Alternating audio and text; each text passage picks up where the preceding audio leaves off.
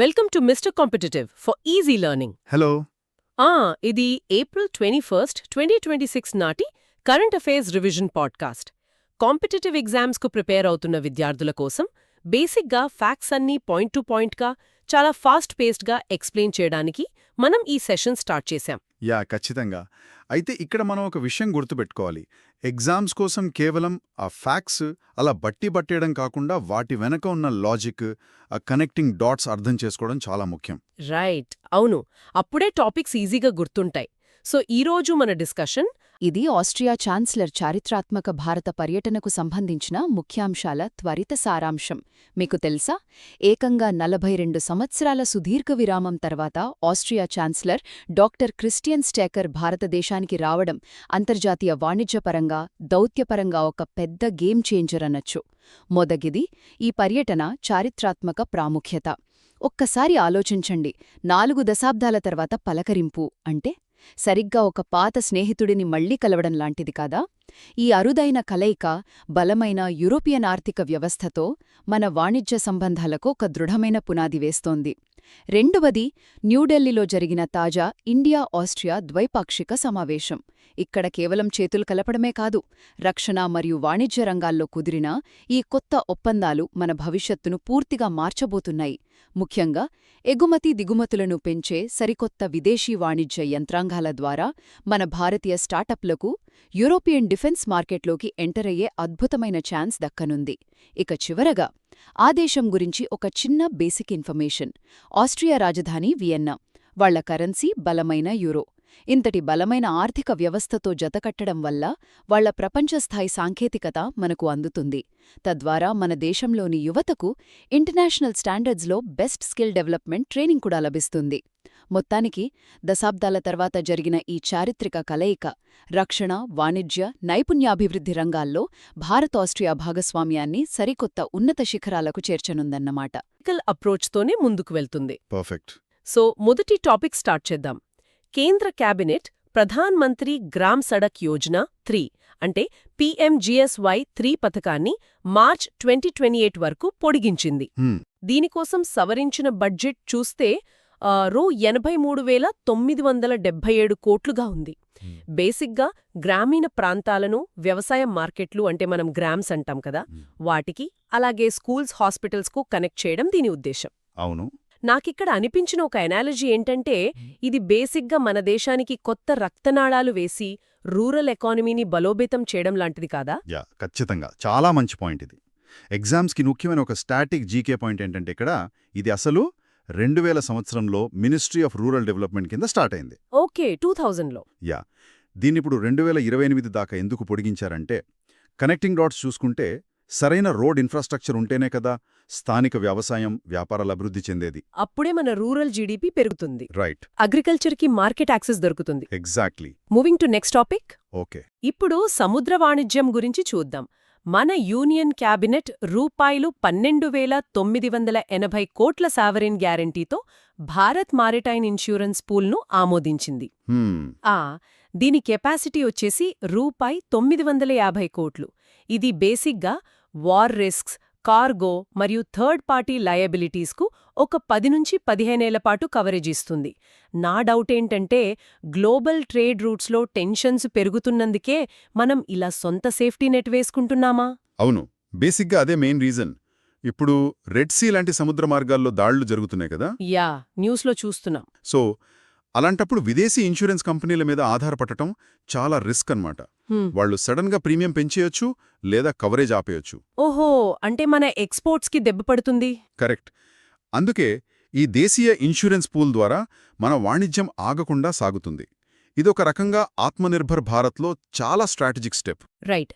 Exam point of వ్యూలో ఆ 12,980 కోట్ల గ్యారంటీ ఫిగర్ ఇంపార్టెంట్. అవును. Moving to next topic. Right. మన మూడో టాపిక్ ఆర్టిఫిషియల్ ఇంటెలిజెన్స్కు సంబంధించింది. ఏఐకి సపోర్ట్గా మెయితీ అంటే ministry of electronics and IT కొత్తగా టీపెక్ని ఏర్పాటు చేసింది. Technology and policy expert committee. అదే. ఇది ఏఐజీఈజీకు ఒక అడ్వైజరీ ఆర్మ్గా పనిచేస్తుంది. దీనికి మెయిటీ సెక్రటరీ ఎస్ కృష్ణన్ చైర్మన్గా ఉంటారు. ఇందులో ఇంట్రెస్టింగ్ పాయింట్ ఏంటంటే ఈ కమిటీలో కేవలం అఫీషియల్స్ మాత్రమే కాదు, ఐఐటి మద్రాస్, ఐఐటి గాంధీనగర్, నాస్కామ్ మరియు డిఎస్సిఐ సంస్థలకు చెందిన ఎక్స్పర్ట్స్ కూడా ఉంటారు.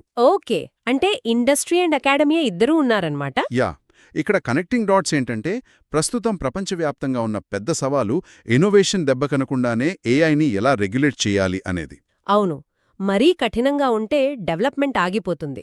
ఎగ్జాక్ట్లీ. సో ఇండియా తన పటిష్టమైన ఏఐ ఫ్రేమ్వర్క్ని నిర్మించుకోవటానికి ఈ కమిటీ వేసిన పునాది చాలా ముఖ్యం. టెక్నాలజీకి, పాలసీకి మధ్య ఇదొక బ్రిడ్జ్ లాంటిది. అర్థమైంది. Moving to next topic. Hmm, ఇది కొంచెం cultural update. Ministry of textiles ఒడిషాలో జరిగిన ఫెమినా మిస్ ఇండియా 2026 పోటీలలో ఒక ప్రోగ్రాం లాంచ్ చేసింది. దాని పేరు Vishwasutra weaves of India for the world. Okay.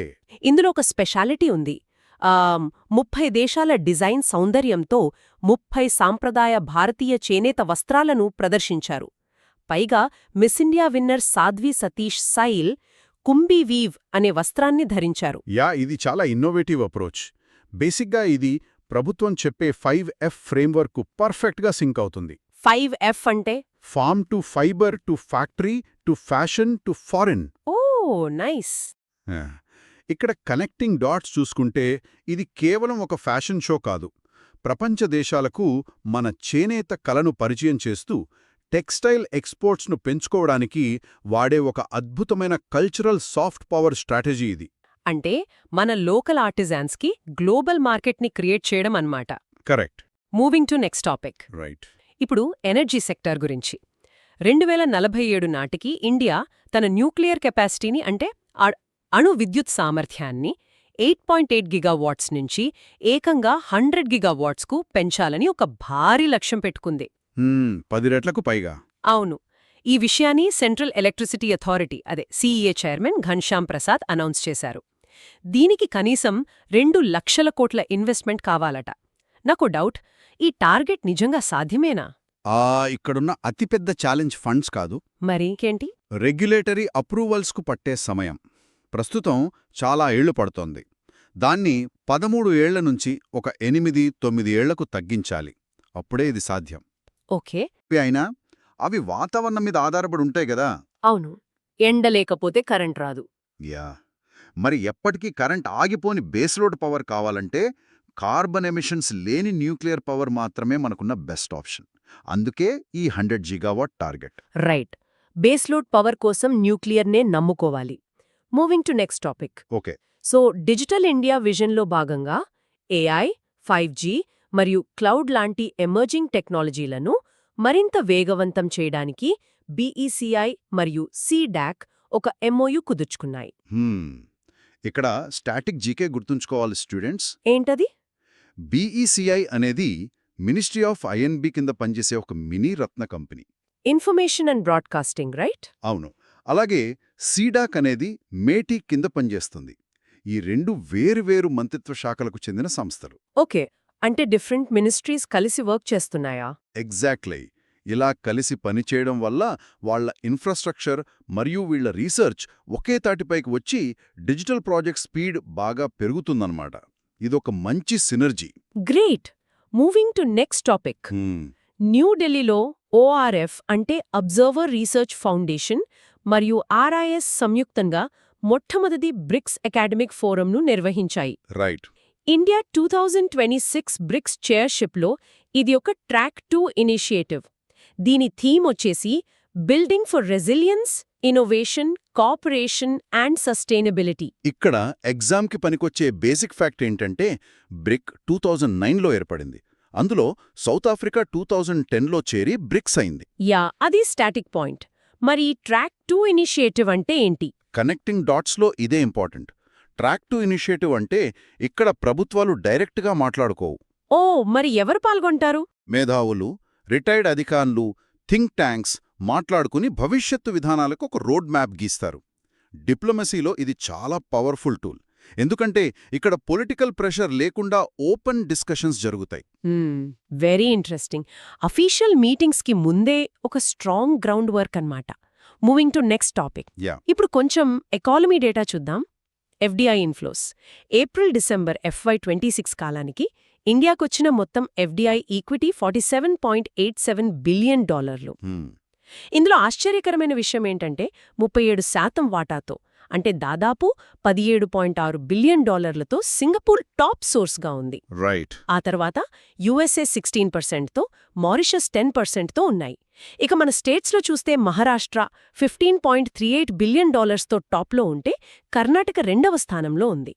ఇంత పెద్ద దేశాలుండగా సింగపూర్ ఎందుకు టాప్లో ఉంది? దీని వెనుక ఉన్న కనెక్టింగ్ డాట్ టాక్సేషన్. ఆ డబ్బు మొత్తం సింగపూర్ది కాదు. గ్లోబల్ ఇన్వెస్టర్స్ తమ ఫండ్స్ను ఇండియాలోకి మళ్లించడానికి సింగపూర్ను ఒక బెస్ట్ రూటుగా ఎంచుకుంటారు. ఓహో. ఎందుకంటే అక్కడ ఉన్న అనుకూలమైన ట్యాక్స్ ట్రీటీలు మరియు ఈజ్ ఆఫ్ డూయింగ్ బిజినెస్. దీనివల్ల సింగపూర్ ఒక ఫైనాన్షియల్ గేట్వే లాగా పనిచేస్తుందన్నమాట. అర్థమైంది. జస్ట్ ఒక రూట్ లాగా వాడుతున్నారు. Moving to next topic. Okay. ఈ ఎఫ్డీఐలతో పాటు మన జీడీపీ గ్రోత్ ఎలా ఉందో చూద్దాం. ఆర్థిక సంవత్సరం FY27లో ఇండియా జీడీపీ వృద్ధి 6.8% నుండి 7.1% వరకు ఉంటుందని ఎస్బీఐ అంచనా వేసింది. అదే ప్రస్తుత సంవత్సరం FY26 అంచనా చూస్తే 7.6%గా ఉంది. ఇక మిగతా ఎకానమీ స్టాట్స్ చూస్తే ద్రవ్యోల్బణం అంటే ఇన్ఫ్లేషన్ 4.5%గా, ద్రవ్యలోటు లేదా ఫిస్కల్ డెఫిసిట్ 4.5% నుంచి 4.6%గా నమోదవుతుందని అంచనా. ఇదొక రకంగా పాజిటివ్ సైనే. గ్రోత్ కొంచెం తగ్గుతున్నట్టుంది కదా. అని గ్లోబల్ హెడ్విండ్స్, ఆయిల్ ధరలు, ఎల్నినో వాతావరణ ప్రభావాలు ఇలాంటి రిస్క్ ఫ్యాక్టర్స్ ఉన్నప్పటికీ ఈ గ్రోత్ రేట్ మెయింటైన్ చేయడం మంచిదే. రైట్. ఇక్కడ కనెక్టింగ్ డాట్స్లో స్టూడెంట్స్ గమనించాల్సిన మెయిన్ పాయింట్ ద్రవ్యలోటు. అది 4.5% దగ్గర కంట్రోల్లో ఉండటం వల్ల ప్రభుత్వం మార్కెట్ నుంచి అప్పులు చేయడం తగ్గుతుంది. ఇది లాంగ్ టర్మ్ ఎకనామిక్ గ్రోత్కి ఎంతో మంచిది. అంటే ప్రైవేట్ సెక్టార్కి ఫండ్స్ దొరుకుతాయి. Perfect. Moving to next topic. Okay. Rathi steel and power limited RSPL Ghaziabad యూనిట్లో ఉత్పత్తి చేసే FE 550 గ్రేడ్ TMT రీబార్స్కు కాన్ఫెడరేషన్ ఆఫ్ ఇండియన్ ఇండస్ట్రీ అంటే CII నుండి గ్రీన్ ప్రో ఈకో లేబుల్ దక్కింది. ఇది టైప్ 1 ఎకో లేబుల్. ఇక్కడ మనం గ్రీన్ స్టీల్ కాన్సెప్ట్ గురించి మాట్లాడుకోవాలి. స్టీల్లో గ్రీన్ స్టీల్ ఏంటి? ఎందుకంటే స్టీల్ తయారీ అనేది అత్యధికంగా కార్బన్ ఉద్గారాలను రిలీజ్ చేసే ఇండస్ట్రీ. అవును, బొగ్గు వాడతారు కదా. ఎగ్జాక్ట్లీ. అందుకే ఇలాంటి ఎకో లేబుల్ సర్టిఫికేషన్స్ వల్ల గ్రీన్ స్టీల్ వైపు ఇండస్ట్రీ అడుగులు పడతాయి. అంటే ఎమిషన్స్ తగ్గించే టెక్నాలజీ వాడుతున్నారన్నమాట. ఓకే. దీనివల్ల పర్యావరణానికి మేలు జరగడమే కాకుండా ఆ కంపెనీ బ్రాండ్ వాల్యూ కూడా పెరుగుతుంది. మార్కెట్లో మంచి డిమాండ్ వస్తుంది. That's a good initiative. Moving to next topic. Right. ఇప్పుడు నియామకాలు మరియు క్రీడలకు సంబంధించిన 2 updates. Competition commission of India CCI కి యాక్టింగ్ డైరెక్టర్ జనరల్గా రాకేష్ భానోట్ నియమితులయ్యారు. ఈయన అంశుమాన్ పట్నాయక్ స్థానంలో వచ్చారు. ఓకే. ఇక క్రీడల విషయానికొస్తే Paralympic committee of India PCI మరియు ఫ్రెంచ్ ఇన్స్టిట్యూట్ కలిసి పరా ఎలాన్ అనే ఇనిషియేటివ్ లాంచ్ చేశాయి. ఇదొక 10,000 మంది విద్యార్థులకు 3 ఏళ్లపాటు ఉంటుంది. ఈ 2 వేర్వేరు రంగాలైనా చాలా ఇంపార్టెంట్. ఫస్ట్ది చూసుకుంటే మార్కెట్లో కార్టెల్స్ని అడ్డుకొని కాంపిటీషన్ ఫెయిర్గా ఉండేలా చేయడంలో CCI DG పాత్ర చాలా కీలకం. కరెక్ట్. మొనోపోలీ రాకుండా చూస్తారు. ఇక స్పోర్ట్స్ విషయానికొస్తే ఈ పారా ఎలాన్ అనేది పారా స్పోర్ట్స్ ద్వారా దివ్యాంగులకు అందరితో పాటు సమాన విద్యను అందించే ఒక అద్భుతమైన ప్రోగ్రాం. ఫ్రాన్స్ ఇందులో ఇన్వాల్వ్ అయింది కదా. అవును. పారిస్ పారాలింపిక్స్ అనుభవాన్ని ఫ్రాన్స్ మనతో ఇలా షేర్ చేసుకోవడం ఒక మంచి development. Excellent. Moving to next topic. Right. 2 ప్రముఖులు కన్మూశారు. ఒకరు పద్మశ్రీ అవార్డు గ్రహీత.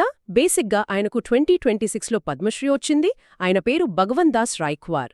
వయస్సు 83 ఏళ్లు. Bundeli martial arts master. మరొకరు సీనియర్ జర్నలిస్ట్, మాజీ రాజ్యసభ ఎంపీ బల్బీర్ పుంజ్ గారు. వయస్సు 76. ఈయన బీజేపీ లీడర్. అలాగే ట్రైస్ట్ విత్ అయోధ్య అనే పుస్తకాన్ని కూడా రచించారు. ఇక్కడ ఎగ్జామ్స్లో వీరు ఏ రంగాలకు చెందినవారో అడిగే ఛాన్స్ ఉంది. భగవాన్ దాస్ గారు చూసుకుంటే ఆయన మధ్యప్రదేశ్లో ఛత్రసాల్ బుందేల్ఖండ్ అఖాడా స్థాపించి ఆ సాంప్రదాయ ఆయుధ విద్యలను ముందు తరాలకు అందించారు. అంటే ఒక ట్రెడిషనల్ ఆర్ట్ ఫామ్ని బతికించారు. అవును. ఇక బల్బీర్ పుంజ్ గారు జర్నలిజంలోనే కాకుండా నేషనల్ కమిషన్ ఫర్ యూత్ చైర్మన్గా కూడా ప్రజాజీవితంలో విశేష సేవలందించారు. ఆ బుక్ పేరు కూడా స్టూడెంట్స్ గుర్తుపెట్టుకోవాలి. Tryst with Ayodhya. Right. Moving to next topic. Okay. Last topic కదా ఇది. చివరగా ముఖ్యమైన దినోత్సవాలు. April 17 world hemophilia day 2026. దీని థీమ్ వచ్చేసి diagnosis, first step to care. ఇది 1989లో మొదలైంది. అలాగే ఏప్రిల్ 18 వరల్డ్ హెరిటేజ్ డే. దీన్నే international day for monuments and sites అంటారు. దీని theme emergency response for living heritage in contexts of conflicts and disasters. ఇది 1983లో యునెస్కో మరియు ఐకామోస్ స్థాపించాయి. ఇక్కడ కనెక్టింగ్ డాట్స్ చాలా ఇంట్రెస్టింగ్గా ఉన్నాయి. ముందుగా హీమోఫీలియా అనేది రక్తం గడ్డకట్టకపోవడం అనే ఒక వంశపారంపర్య వ్యాధి. ఓ, అంటే బ్లీడింగ్ ఆగదన్నమాట.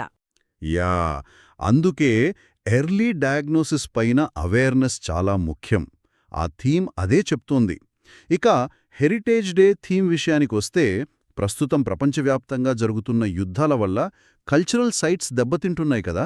అవును, మిడిల్ ఈస్ట్లో, యూరోప్లో చూస్తున్నాం. ఎగ్జాక్ట్లీ. ఆ కాంటెక్స్ట్లో ఈ ఎమర్జెన్సీ రెస్పాన్స్ థీమ్కు చాలా ప్రాధాన్యత ఉంది. మన చరిత్రను, వారసత్వాన్ని కాపాడుకోవాలనేది దీని మెయిన్ ఉద్దేశం. రైట్. సో ఏప్రిల్ 21, 2026 నాటి ముఖ్యమైన కరెంట్ అఫైర్స్ని మనం చాలా ఫాస్ట్గా మరియు డీటెయిల్డ్గా కవర్ చేశాము. బేసిక్గా ముగింపుగా విద్యార్థులకు ఆలోచింపజేసే ఒక క్వశ్చన్ నేను ఇక్కడ వదిలేయాలనుకుంటున్నాను. చెప్పండి. ఈరోజు మనం మాట్లాడుకున్న 100 GW అణు విద్యుత్ కావచ్చు, లేదా భారీగా వస్తున్న FDI ఇన్వెస్ట్మెంట్స్ కావచ్చు, ఇవన్నీ మ్యాక్రో లెవెల్ పాలసీలు. అవును, చాలా పెద్ద ఫిగర్స్. తెలుగు స్థాయిలో ఉన్న సామాన్యుడు జీవితాన్ని ప్రాక్టికల్గా ఎలా మార్చబోతున్నాయో కాంపిటీటివ్ ఆస్పిరెంట్స్గా మనం లోతుగా విశ్లేషించాలి. Keep learning.